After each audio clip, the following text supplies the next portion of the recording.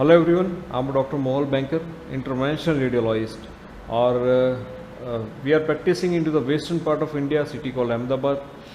और इस प्रेजेंटेशन में हम जानते हैं कि ये टेंडोएकिलाइटिस डेवलप क्यों होता है।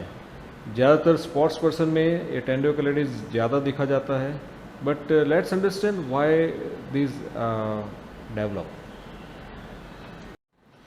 सो सबसे पहले देखते हैं कि ये एक्लिस टेंडन कहाँ पे आता है। सो दी येलो कलर है, दिस एक्लिस टेंडन का है, और ये हील बोन के साथ कैल्केनियम जो कहते हैं उसके साथ जुड़ा हुआ रहता है।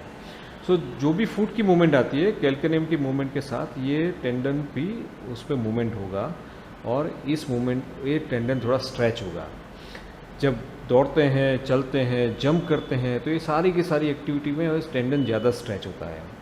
और जब कोई जर्क आता है तो जर्क की वजह से ये टेंडन के फाइबर्स रप्चर होने के चांसेस बढ़ जाते हैं, जैसे इसमें देख पाते हैं। ये जो है कंप्लीट रप्चर दिखाया हुआ है इस वीडियो के अंदर, but many times complete rupture मतलब सारे के सारे फाइबर्स टूट जाते हैं। So there is no continuation between this tendon, but ज़्यादातर पार्शियल रप्चर ज़्यादा देखने को मिलता है। और ये साइड पे जब हम देखते हैं तो टेंडनस काफ़ी रहती है।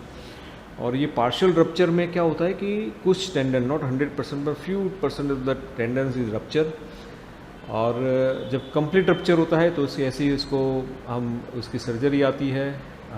टेंडन को, दोनों टेंडन को हम बीच में से जोड़ देते हैं, एंड देन वी जो पेशेंट होता है, पेशेंट को हम एटलीस्ट फॉर जो स्पोर्ट्स एक्टिविटी है वो 6 महीने के लिए मना करते हैं, बट एटलीस्ट 16 वीक्स के लिए उसको हम आराम की जो एडवाइस देते हैं, जिसकी वजह से ये जो रप्चर होता है वो वहाँ पे सील हो जाता है, ये हीलिंग हो जाती है।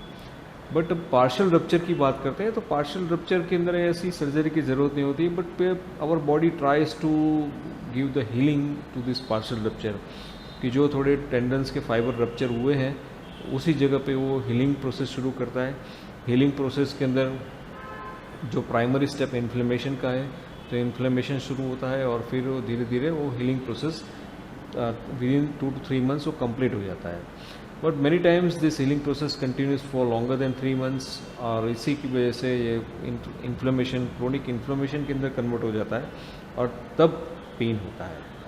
So these are primarily reason for tendoachillitis, excessive use of tendo Achilles tendon, उसके बाद फाइबर्स में रप्चर होना, और रप्चर होने के बाद जब हीलिंग अगर 3 महीने के अंदर कंप्लीट नहीं होता है, then it will convert into the chronic inflammation and this tendoachillitis develop. So this is the reason of tendoachillitis. If you have any queries regarding the what is the treatment for tendoekilatis, do call us. We will try to solve your problem, and thank you so much.